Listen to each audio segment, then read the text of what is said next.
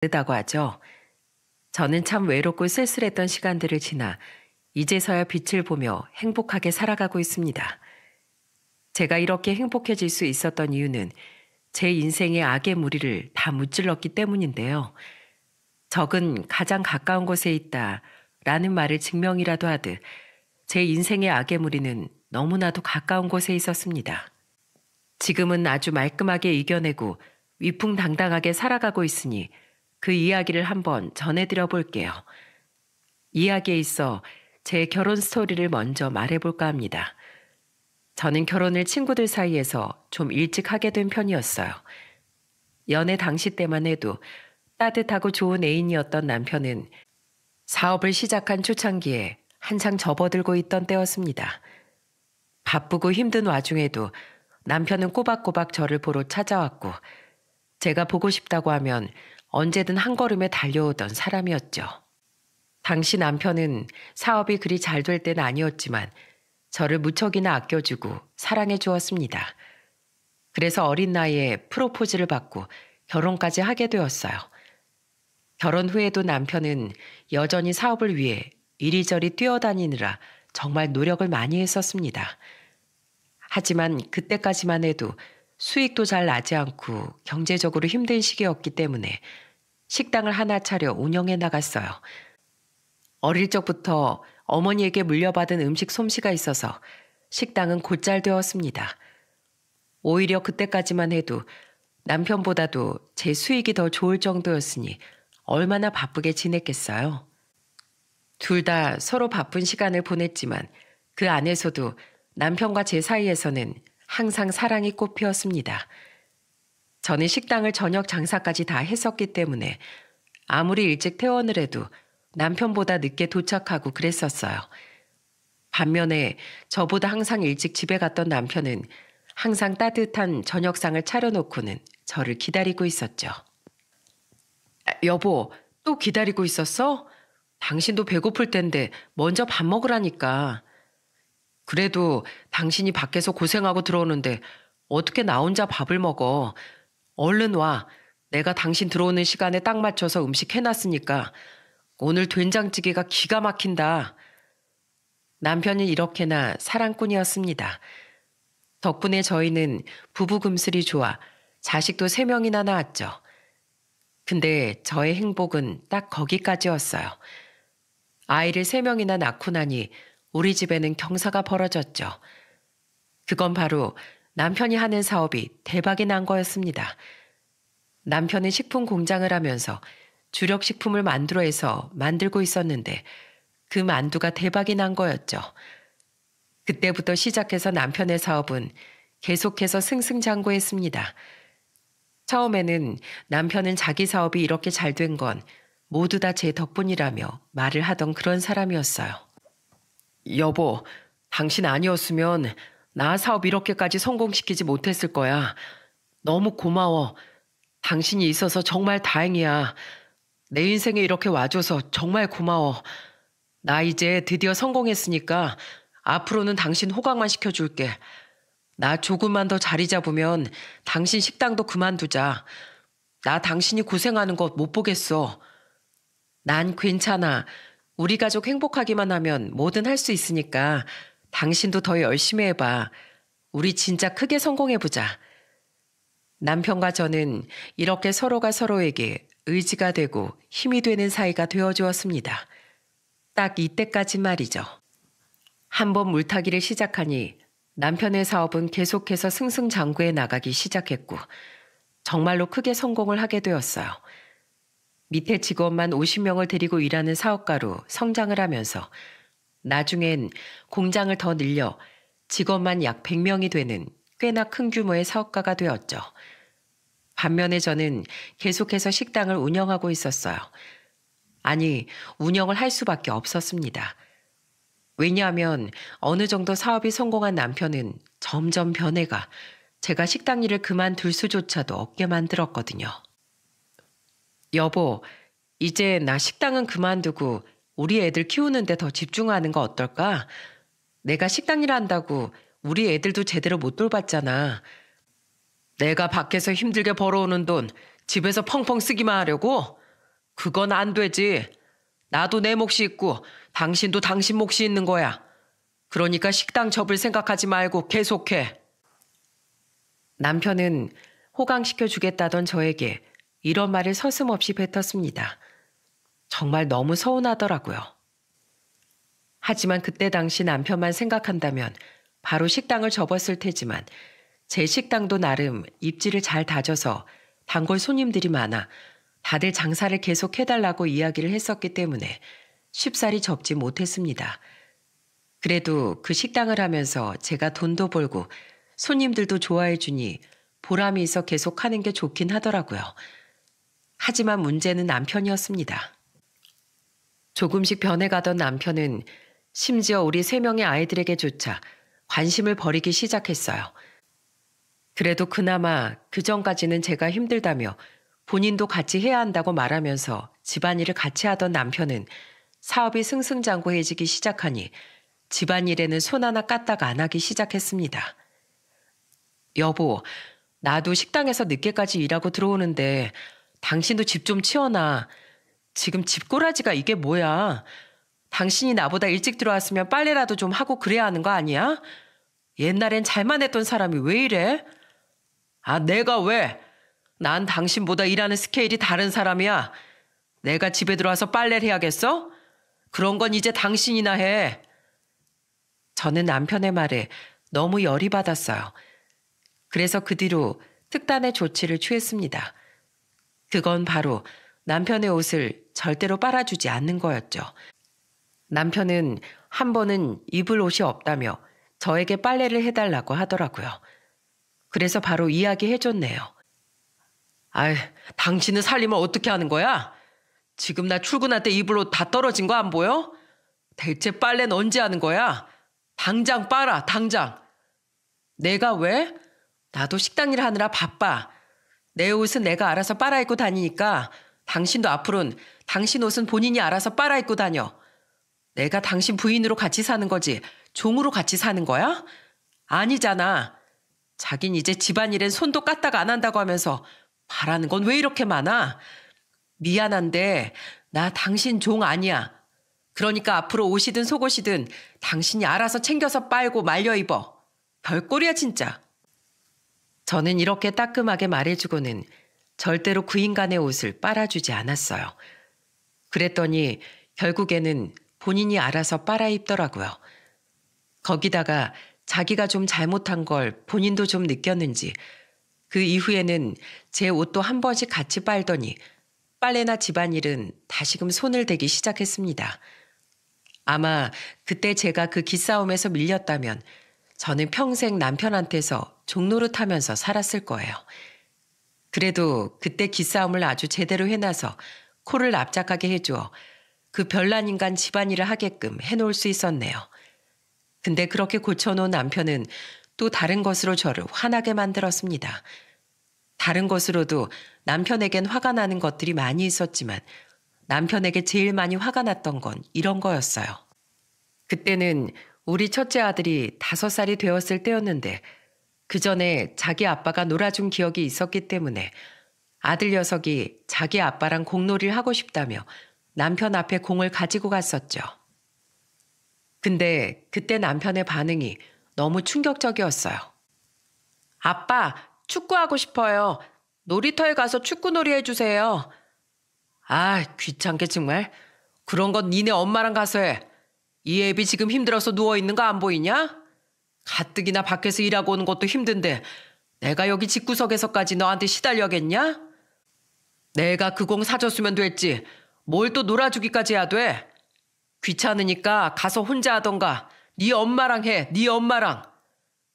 남편의 말에 첫째는 결국 엉엉 울면서 눈물을 터뜨렸어요. 정말 얼마나 화가 나던지 제가 안 나설 수가 없어서 말했죠. 당신 밖에서 바쁘게 일하는 건 알겠는데 같이 놀고 싶다는 아들한테 그딴 식으로 꼭 말을 해야겠어? 잠깐 나가서 공놀이 해주는 게 그렇게 어려워? 옛날엔 잘 놀아줬잖아. 당신 왜 이렇게 변했어? 아, 변하긴 뭐가 변해? 아니지, 변했지. 많은 게 변했지. 내가 이렇게나 성공을 하고 벌어오는 돈이 얼마나 많은데 그만큼 대우를 해줘야 하는 거 아니야? 당신이 고작 구멍가게만한 식당 운영하느라 뭘 잘 모르나 본데 직원들 100명 놓고 일해봐. 어디 그게 만만하고 쉬운 일인가? 당신은 내가 이 집안에 들여다주는 돈만 봐도 고맙습니다 하고 엎드려 절해도 모자라. 근데 고작 내가 밖에 나가서 공놀이 하나 안 해줬다고 이렇게 역정을 내? 하여간에 은혜를 모르는 여편애 같으니라고. 뭐? 그 뒷바라질 다 누가 했는데? 당신이 지금 그렇게 성공할 수 있었던 뒷바라지가 다 어디에서 나왔는데 그딴 소리를 짓거려? 진짜로 은혜도 모르는 놈은 당신이지. 아유, 몰라. 어쨌든 지금은 내가 버는 돈도 훨씬 더 많고 수고도 내가 더 많이 하니까 앞으로 애들 문제로 귀찮게 하지 마. 집안일 하는 것도 버거운데 이젠 또 놀아달라고 난리야? 그만해 제발. 정말 제가 알고 있던 남편이 맞나 싶을 정도로 변해버린 모습을 보면서 저는 골치가 다 아플 지경이었어요. 남편은 정말 변해버려도 너무나 많이 변해버렸습니다. 옛날의 남편으로 돌아오길 바랬지만 남편은 점점 더 무뚝뚝해지고 가부장적인 사람, 이기적인 사람으로만 변해갔어요. 심지어 나중에는 그나마 잘 가져다 주던 돈도 안 가져다 주더라고요. 저희 애들은 공부를 굉장히 잘했어요. 3명 다 영특해서 학교에서도 칭찬이 자자했죠. 근데 남편은 그런 것도 신경을 안 썼습니다. 애들이 3명 다 시험을 보고 좋은 성적을 받아서 기분 좋게 보여준 적이 있었는데 그때 자식들 아버지란 인간이 어떻게 했는지 아십니까? 저는 그때 남편이 애들한테 하는 걸 보면서 뒤통수를 갈겨버리고 싶었어요. 아빠, 저 수학 100점 맞았어요. 나는 수학 100점 맞고 동생들은 국어랑 영어 다 100점 맞았대요. 저도 국어랑 영어 다 90점 넘었어요. 아, 어쩌라고? 그럼 내가 그렇게 돈 처발라가면서 니네 학원 보내주는데 그 정도 성적도 안 나오면 그게 니네 돌이냐? 어? 자식들이 부모 돈 써가면서 공부를 하고 있으면 그 정도 성적은 당연한 거야. 당연한 걸 가지고 뭘 자랑할 거라고 실실대고 있어? 그 시간에 성적도 떨어지기 전에 들어가서 공부해라, 공부. 저는 남편의 반응으로 인해 시무룩해진 애들을 보면서 정말 기가 막히고 너무 속이 상했습니다. 그래서 애들을 먼저 한참 달래주고는 바로 따졌죠. 희야, 네가 아버지라는 자각은 있냐? 어쩜 그렇게 애들한테 무심해? 애들이 아빠한테 칭찬받고 싶어서 그러는데 지금 그딴 식으로 말을 해? 그리고 학원을 누구 돈으로 보내주고 있는데 당신이 절대로 학원 하나 외엔 돈 못 대준다고 해서 내가 돈 벌어 내가 보내주고 있는데 뭔 소리야? 왜 생색을 자기가 내는데? 한 번만 더 애들한테 그따위로 대해봐. 그럼 나 가만 안 둬. 저는 남편을 보면서 너무 화가 났어요. 이 인간은 쫌팽이가 되어버려선 나중에는 제가 알아서 꼼꼼하게 하니 놔뒀었지만 그때까지만 해도 생활비 하나하나 다 검사를 하던 인간이었기 때문에 애들 학원 문제로도 엄청 잔소리를 했었습니다. 그런 인간한테 쓴소리 듣기 싫어서 제 돈으로 학원을 보냈던 건데 그따위로 반응을 하니 화가 날 수밖에 없었죠. 그렇게 남편은 애들과 점점 멀어졌고 애들은 자기 아버지임에도 불구하고 아버지를 너무나 어려워하고 같이 있기를 꺼려했습니다. 그리고 그 중에서도 특히나 첫째 아들이 제일 심했어요. 그렇게 아이들과 남편은 물과 기름처럼 섞이질 못하고 지냈고 그대로 아이들은 자랐습니다. 그래도 서로 큰 소리 나면서 지내는 일은 없어 다행이었는데 결국에는 터져버릴 것이 터져버렸다는 듯 우리 큰아들이 크자마자 일이 하나 터지게 되었죠. 아들은 아버지가 싫어 말도 거의 섞지 않고 그냥 어색하게만 지내다가 다 커서 남편과 정말 크게 싸웠던 적이 있었습니다. 원래부터 상당히 순종적이고 착했던 우리 아들은 어릴 적부터 꿈이 경찰이었어요. 그래서 대학도 경찰대학을 가겠다고 했고 그로 인해서 아들과 남편의 아주 큰 싸움이 벌어지고 말았죠. 동석이 너 이제 대학교 지원할 때 되었다고 했지? 어디 갈 생각이냐? 성적이 좋으니 서울에 있는 대학교들 중에서 경영과로 가면 되겠구나. 거기 졸업하자마자 바로 이 아버지 회사로 들어와서 일 배워. 언젠간 회사 물려받아야 하는데 미리미리 일 배우면 좋으니 대학교 가서도 틈틈이 회사 와서 아르바이트하고. 아버지, 저 경찰대학 갈 거예요. 경영대 안 갑니다. 저 어릴 때부터 경찰이 꿈이었어요. 아버지는 평생 우리한테 관심이 없어서 모르셨겠지만 저 어릴 때부터 입에 달고 살았던 말이 커서 경찰 될 거란 말이었어요. 그 뜻은 지금도 변함없고요. 경찰은 무슨 놈의 경찰? 네가 그걸 왜 해? 이 아버지 회사가 있는데 왜 엉뚱한 데다 인생을 바치냐 말이다. 네가 이 나라 범죄자들 잡으면 뭐 나라에서 상을 주기라냐. 네 인생을 책임져 주기라냐. 쓸데없는 짓 하지 말고 회사 물려받을 생각이나 해. 네가 경찰하면 이 아버지 회사 누구한테 물려주라고 그딴 걸 하겠대? 돈도 안 되고 위험하기 짝이 없는 경찰 공무원 따위 할 생각도 하지 말아라. 그렇게 말씀하셔도 소용없어요. 저는 이미 마음 다 정했으니까요. 아버지 사업은 아버지가 알아서 하세요. 저는 물려받을 생각도 없고 물려받고 싶지도 않습니다.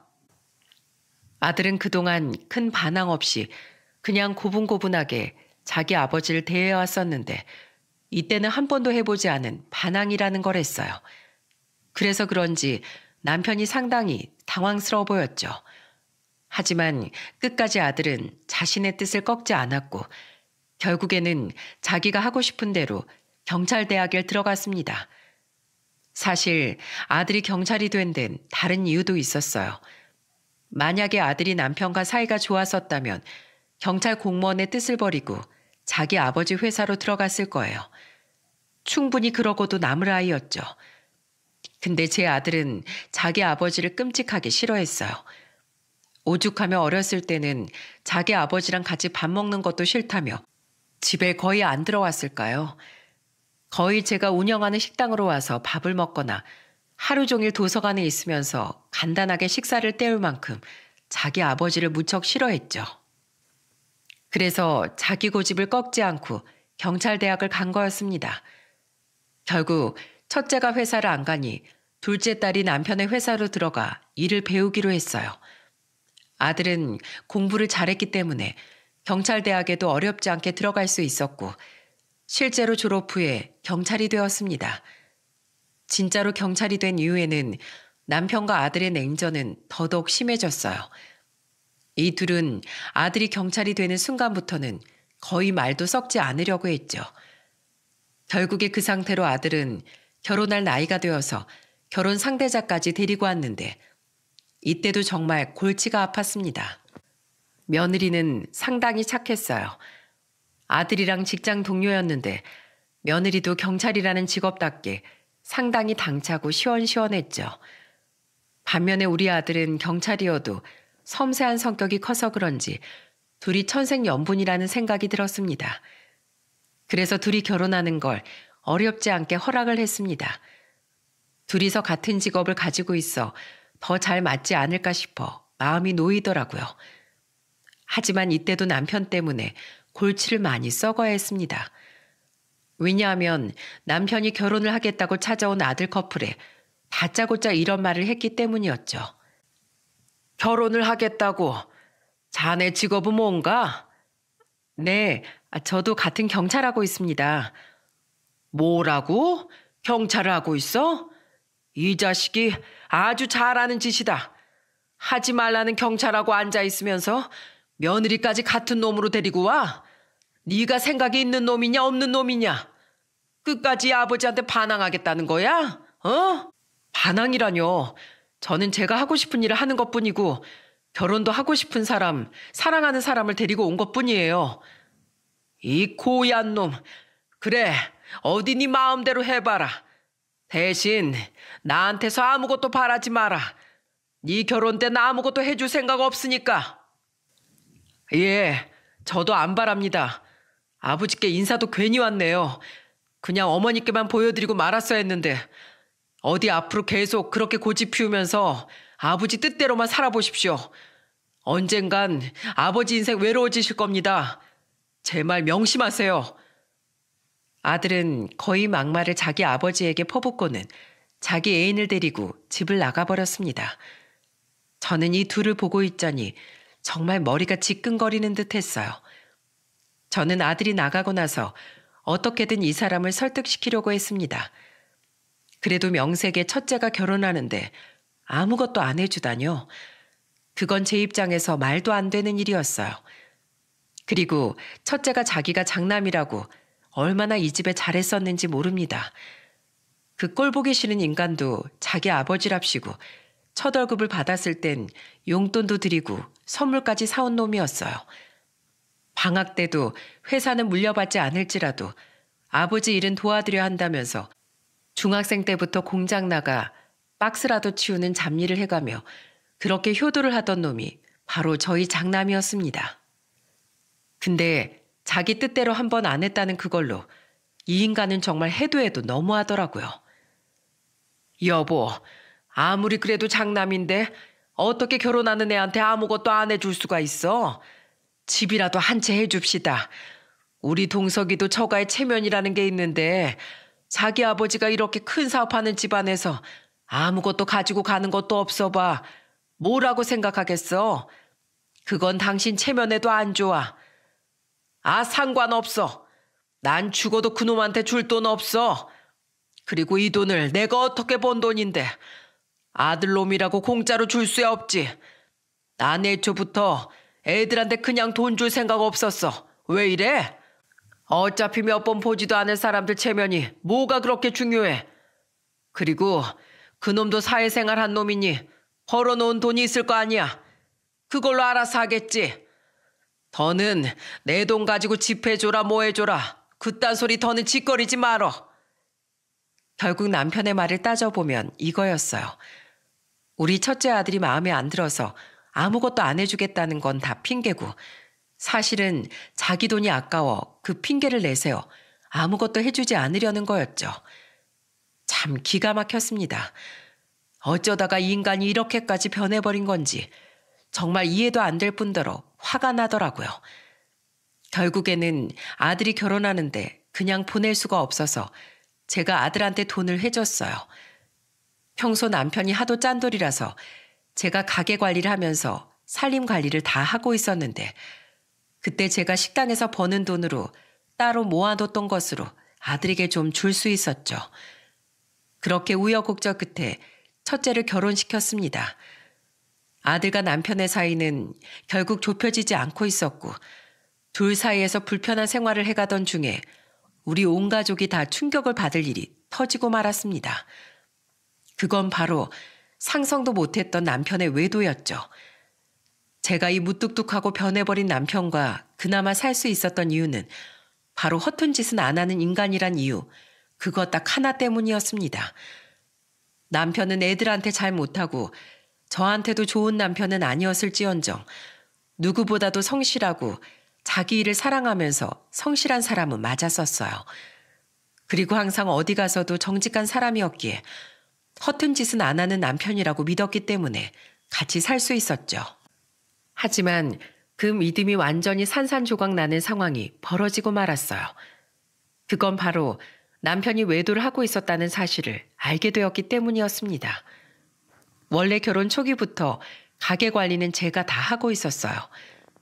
남편은 애초에 사업가 기질은 있어서 불도저처럼 일을 저지르는 배포는 있었어도 꼼꼼함과는 거리가 먼 사람이었죠.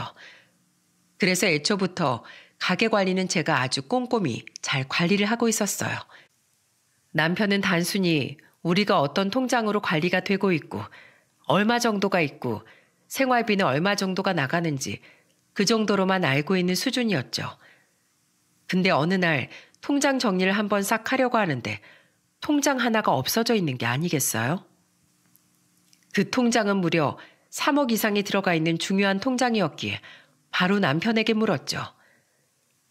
여보, 혹시 당신 그 우리 3억짜리 통장 가지고 갔어? 내가 가지고 갔어. 그 큰 돈을 가지고 갔으면 나한테 말을 했어야지. 그리고 그걸 갑자기 왜 가지고 가? 가지고 가서 어쨌는데? 아, 회사에 지금 필요해서 우선 가지고 가서 썼어. 뭐? 무슨 일인데 그 큰 돈이 필요해? 회사에 무슨 일이 있어? 아, 무슨 일은 무슨 일이야. 당신은 그냥 바깥에서 일하는 사람이 그렇다면 그런 줄 알면 되는 것이지. 뭘 그렇게 꼬치꼬치 캐물어? 쓸데없는 거 신경 쓰지 말고 당신 일이나 잘해. 다른 돈들 구멍 나는 것 없게 꼼꼼하게 관리하란 말이야. 어디 내 돈 1원이라도 없어져 봐. 가만히 안 둘 줄 알아.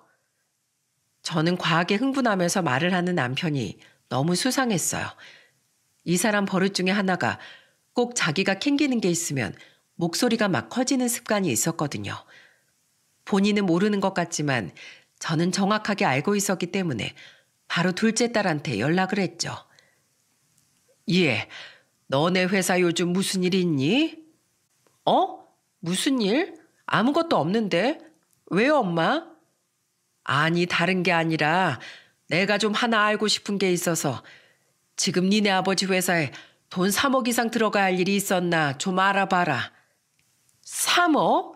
아니, 그 큰 돈이 갑자기 들어갈 일이 뭐가 있어. 공장 기계를 새로 산 것도 아닌데. 알았어요. 내가 좀 알아볼게요. 역시나 그 회사에서 중직으로 일을 다니고 있는 딸조차도 그 3억이 들어갈 만한 일이 없다고 말을 하더군요. 저는 점점 더 불안감이 커졌고 남편이 거짓말을 했다는 것에 더 큰 확신을 가지게 되었죠. 얼마 뒤 회사에 그만한 돈이 들어간 일이 있는지 싹 다 알아본 딸은 호들갑을 떨면서 연락을 해왔습니다. 엄마, 그런 일 없었어요. 우리 회사에 지금 3억 들어갈 일 전혀 없어. 무슨 일이에요 대체? 아빠가 3억 어디 다른 데다 써놓고는 회사에다가 썼대요? 그런 거 같아. 네 아빠 아무래도 너무 수상해. 이제껏 내가 이런 의심을 해본 적이 없었는데 이번엔 좀 이상해. 네 아빠 요즘 뭐하고 다니는지 좀 알아봐야겠다. 그렇게 해서 저는 둘째 딸의 도움을 받으면서 남편의 뒷조사를 할 수 있었어요. 그리고 그 결과로 알게 된 사실은 너무나도 충격이었죠. 알고 보니 남편은 바람을 피우고 있었던 것이 맞았어요. 하지만 그보다도 더 충격적인 건 남편이 3억을 가져다 쓴 곳은 다름 아닌 그 상간녀 아들이었다는 거였습니다. 이 사실을 알게 된 것도 너무 충격이었어요. 아무리 뒷조사를 해도 남편이 그 돈을 어디에 어떻게 썼는지 알 수가 없었는데 이걸 아주 무식한 인간이 제 무덤 파듯 아주 당당하게 말해주는 게 아니겠어요? 저는 너무 큰 배신감에 남편에게 먼저 남편이 바람핀 현장들이 나온 사진들을 내던지듯 보여주었습니다. 근데 이 인간이 아무런 죄책감도 못 느끼는지 아주 뻔뻔하게 나오더라고요. 당신, 이거 다 설명해. 이 여자 뭐야? 대체 누구냐고? 뭐야 이 사진들? 당신 나 몰래 따라다니면서 이딴 거나 찍으면서 돌아다녔던 거야? 지금 그게 중요해? 당신은 그럼 나 몰래 여기저기 다니면서 잘도 바람 피우고 다녔네. 당신 그 3억도 이 여자한테 가져다 썼니? 그 돈도 이 여자한테 다 갖다 바친 거냐고. 아, 갖다 바치긴 누가 갖다 바쳐. 말도 안 되는 소리 하지 말어. 그래, 이것도 조사하면 다 나오겠지. 요즘은 세상이 다 좋더라. 가만히 앉아만 있어도 정보를 아주 딱딱 가져다 주는 게. 당신 딱 기다려. 내가 어떻게든 그 돈 어디에다가 썼는지 알아내서 제대로 혼쭐을 내줄 테니까. 저는 너무나도 분해서 그 상간녀도 가만 안 둘 생각으로 모든 증거들을 가지고 상간녀를 찾아갔어요. 저는 남편에게 똑같이 그랬던 것처럼 제가 가지고 있는 증거들을 그 상간녀에게 뿌리고는 말했죠. 자, 이거 무슨 사진들인진 다 알지? 당신 뭐야? 감히 내 남편을 꼬셔서 바람을 피워? 당신이 그러고도 무사할 것 같아? 그리고 당신이 내 남편 돈도 가지고 갔지? 내놔, 당장 내놓으라고. 이 도두가 꽃뱀 같으니라고. 어디서 할 짓이 없어서 남의 남편 꼬셔서는 등쳐먹는 짓을 하고 살아? 얼마나 큰 천벌을 받고 싶어서. 저는 악에 받쳐서 바락바락 소리를 지르며 말을 했습니다. 그랬더니 주변에 있는 사람들이 너도 나도 할 것 없이 다 우리를 쳐다봤죠. 하지만 저는 그런 거 신경 쓸 겨를도 없었어요. 오직 제 눈앞에 있는 여자만 제대로 혼내줘야겠다는 생각밖에 없었죠. 근데 이 여자도 완전히 뻔데기를 몇 트럭을 쳐먹었는지 엄청나게 뻔뻔하게 나오더군요. 아줌마, 내가 딱 보니까 왜 우리 오빠가 나한테 빠졌는지 알겠네. 성격이 그 모양이니까 오빠가 내가 좋다고 한장을 하는 거 아니겠어? 그리고 그 돈 정확하게 말하면 나한테 쓴 게 아니라 내 아들한테 쓴 건데. 아니, 난 가만히 있는데 오빠가 글쎄 내 아들 결혼한다고 집을 해주지 뭐야. 그것도 3억짜리 아파트. 뭐 공짜로 준다는데 나나 우리 아들이나 마다할 이유가 있나. 그렇게 해주라고 했지. 나보고 꽃뱀이라고 했어요? 미안한데 난 정말 가만히 있었어. 알아서 자기가 나한테 돈 준 건 그쪽 남편이라고요. 아차차. 근데 그 돈 주면서 나한테 뭐라고 그러더라? 이참에 우리 신혼집도 좀 알아보자고 했었나? 너무나 경악스러운 상간녀의 말에 저는 피가 거꾸로 솟는 듯 했습니다. 그래서 그 자리에서 찬물을 그 여자 얼굴에 착 하고 제대로 뿌려버렸어요. 그리고는 말했죠. 야, 이 꽃뱀아, 너 정신 차려. 네가 지금 잠깐 내 남편이 너 좋아해 준다고 정신이 나갔나 본데 내가 너네 가만 안 둘 거야. 내가 아주 제대로 복수해 줄 거라고. 너도 나한테 위자료 톡톡하게 내놓아야 할 준비해야 할 거야. 저는 찬물에 젖어 어쩔 줄 몰라 하는 그 여자를 향해 선전포고를 해주고는 그 자리를 박차 나와 버렸습니다. 그리고는 바로 남편 회사로 찾아가 깽판을 있는 대로 부려버렸죠. 나와. 이 나쁜 놈아 나오라고. 너 그 3억 내가 어디다 썼는지 다 알아보고 왔어. 그 무식한 여자가 나한테 지 입으로 술술 내뱉던데 자기 친아들 결혼할 땐 10원짜리 한 장 아깝다고 돈 한 푼 안 대준 놈이 피 한 방울 안 섞인 바람난 여자 아들한텐 3억짜리 아파트를 해줘? 네가 그러고도 인간이냐? 어? 자식들 보기 부끄럽지도 않아? 이 보세요. 여기 직원분들. 이딴 놈이 당신 사장입니다.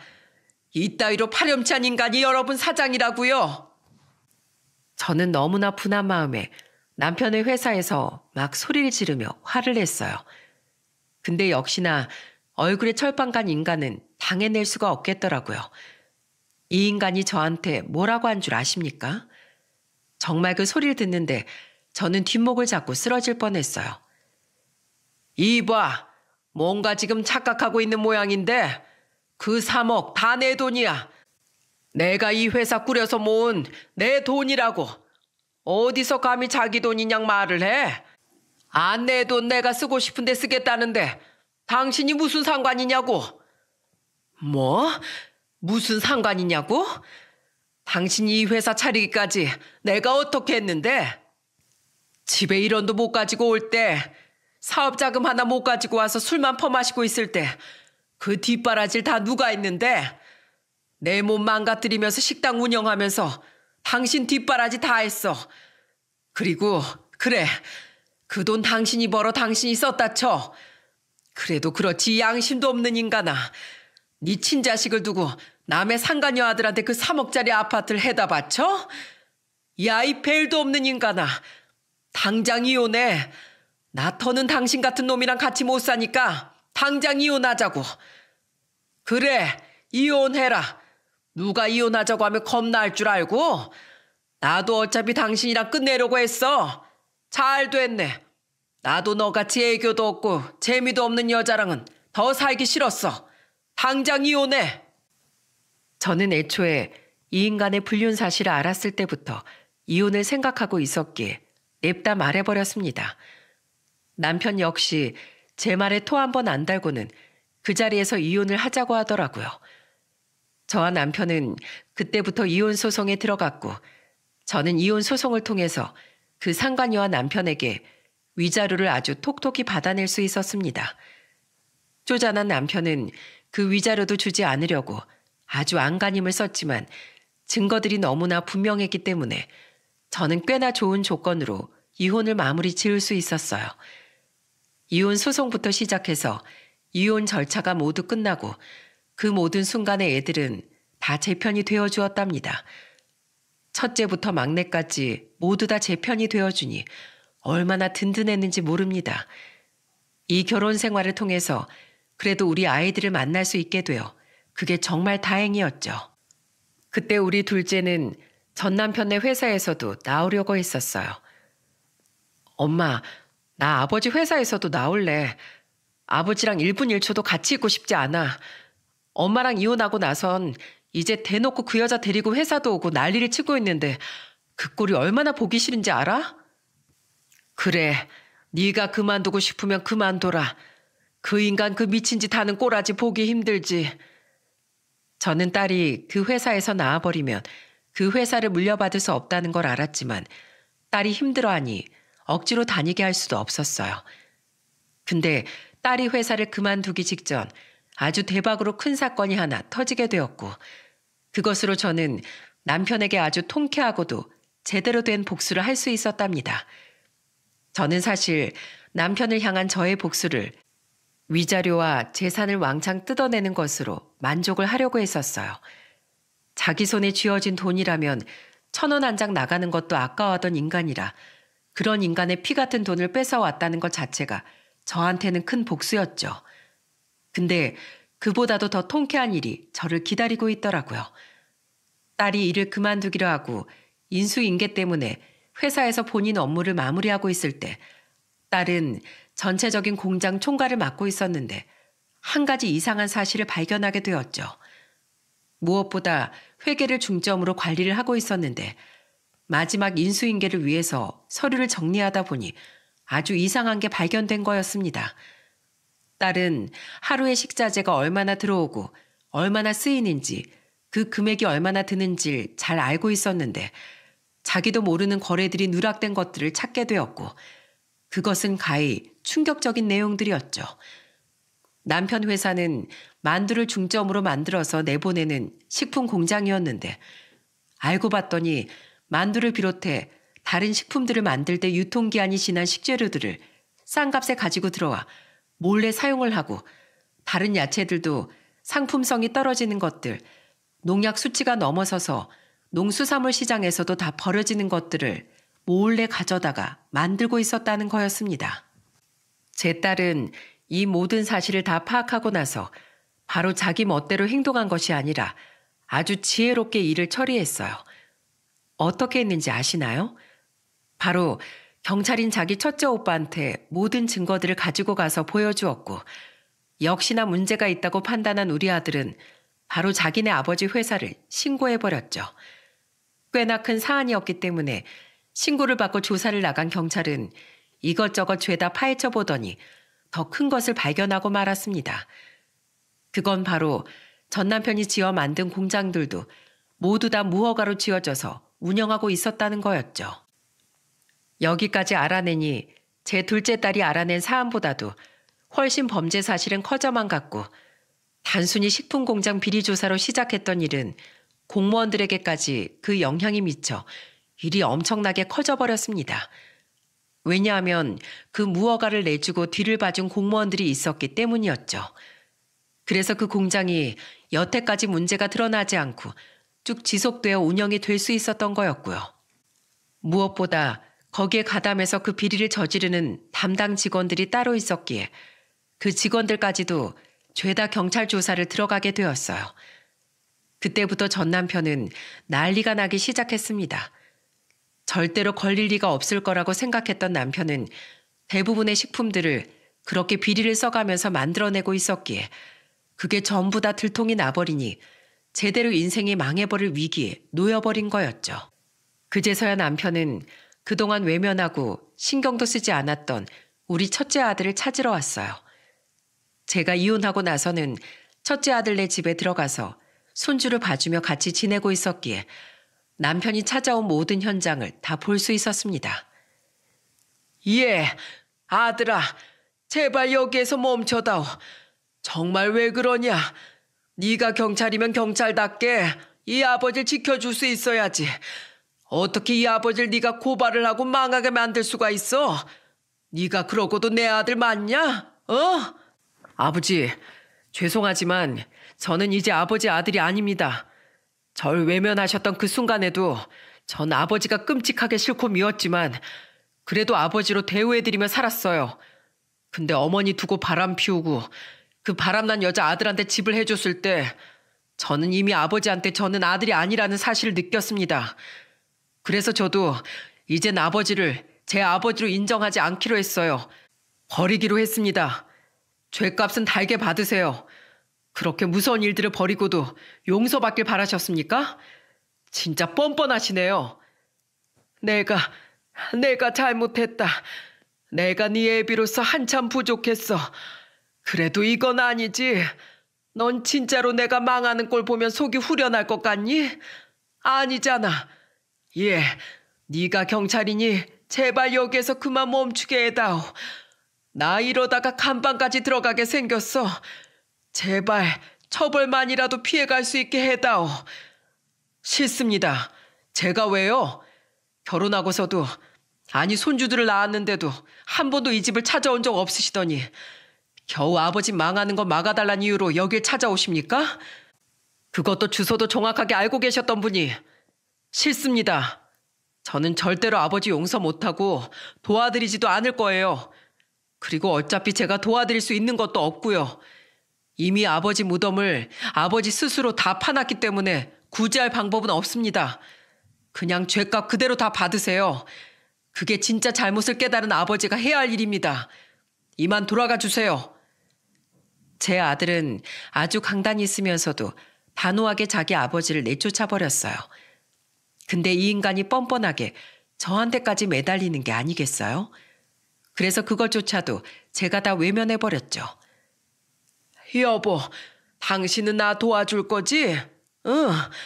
당신 내가 준 돈 있잖아. 그거라도 좀 빌려줘봐. 나 지금 회사만 망하게 생긴 게 아니야. 그 여자도 지금 도망가 버렸다고. 나한테 새살림 차리자고 했던 인간이 회사 일 터지자마자 자기 아들이랑 도망가 버렸어. 내가 해줬던 그 아들 집도 그놈 명의로 해놔서 돈 돌려받지도 못해. 나 지금 합의금이고 뭐고 벌금이고 뭐고 배상해야 할 게 너무너무 많어. 제대로 내 인생 망하게 생겼다고.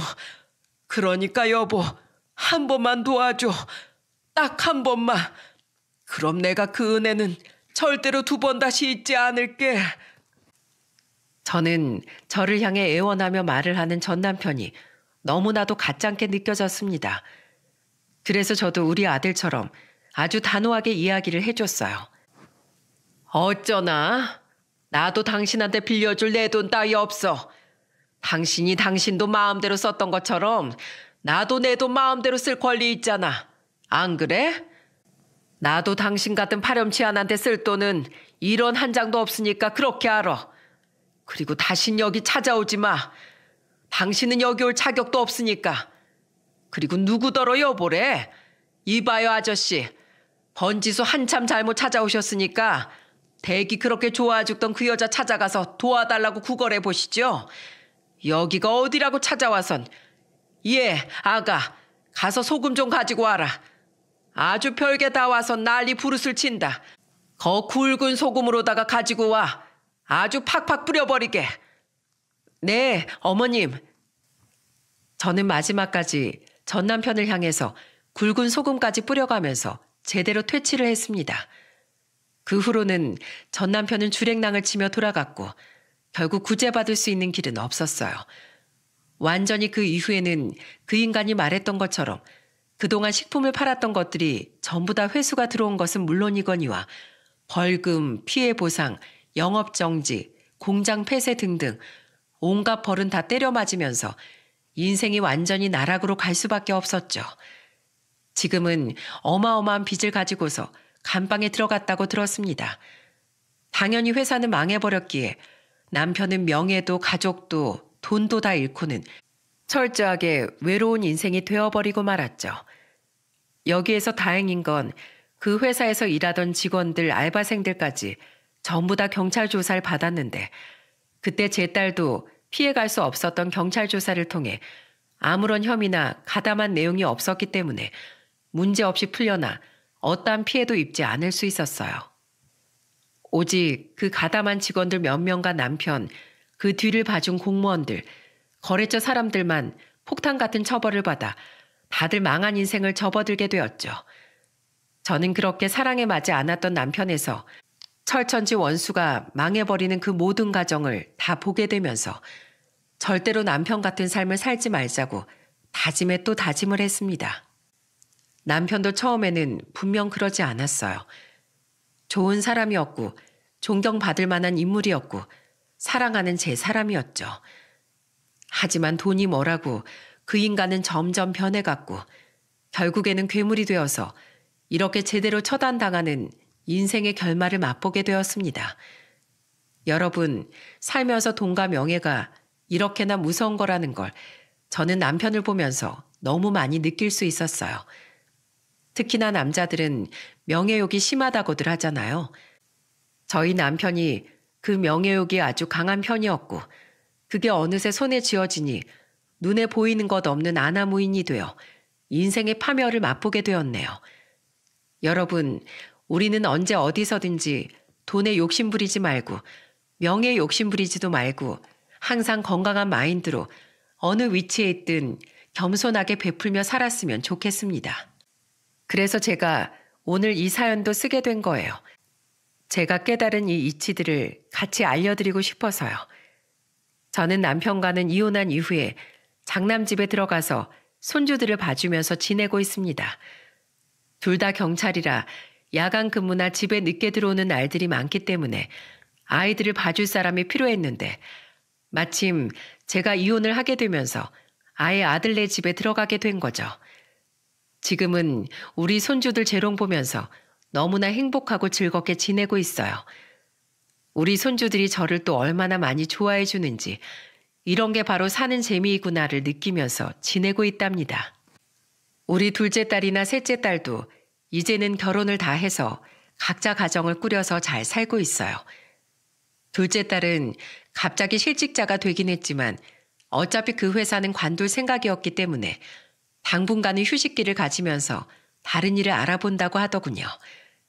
그리고 저는 지금까지 운영해왔던 식당도 전 남편과 이혼을 하면서 다 처분을 했습니다. 오랜 시간 식당을 운영하면서 제 몸이 많이 망가졌었기 때문에 이제는 편안하게 노년을 좀 보내려고 해요. 여러분, 저는 앞으로 더 신나는 노년을 살아보려고 합니다. 얼마 전에는 우리 자식들이 저한테 효도한다고 임영웅 콘서트도 보내줬는데 이런 게 사는 재미구나 싶더라고요. 자식들한테 효도받으면서 평생 속썩이던 인간한테 시달리지도 않고 편안하게 사는 요즘이 저에게는 황금기인 것 같습니다. 이제서야 제 인생의 꽃이 활짝 피게 된 것 같네요. 여러분, 부디 저의 남은 인생이 더없이 행복해질 수 있기를 더 응원해 주시면 감사하겠습니다. 그리고 저도 여러분들의 인생이 나날이 행복해질 수 있길 기원하겠습니다. 모두들 새해 복 많이 받으시고 우리 모두 건행합시다.